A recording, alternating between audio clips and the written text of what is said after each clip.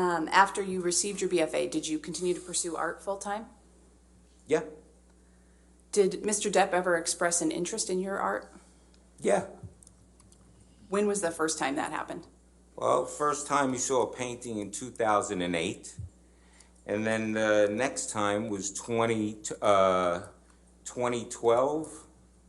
I had made a painting and sent it to my best friend,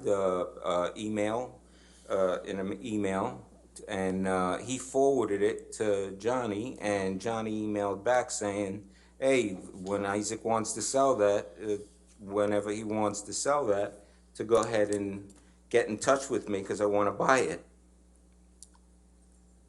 Did Mr. Depp ever buy that painting? No. Why not? Because when I brought over paintings, I had moved back to California, and I brought over a bunch of paintings for him to look at and see if he wants any, to buy any. And he looked at me and says, I got an idea.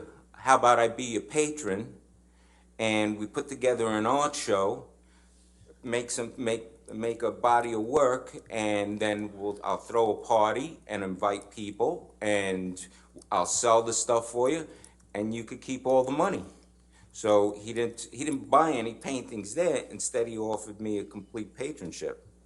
So what did you understand he meant by becoming your patron?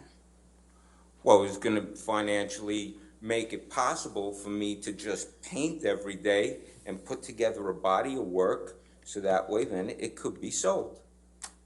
How did he plan to do that? Objection to what he planned on doing. What did you understand he planned to do to make that possible for you? I could tell you that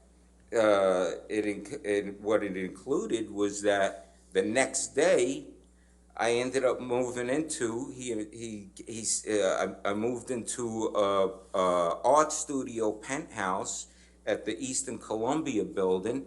It was, listen, I got a place for you to go ahead and live and work and put this body of art together, and I'll take care of you. You don't have to worry about anything. And what was the place where you were going to live that Mr. Depp offered you? The Eastern Columbia building. Did you take him up on that offer to live at the Eastern Columbia building? Yeah, of course. And how did that make you feel? I started crying. One day you're in your mother's garage selling paintings for $100, $200, $300 on eBay. Next thing you know, it's an art show, and like you don't have to worry about diddly squat. Of course. I was flipping out. When did you move into the Eastern Columbia building?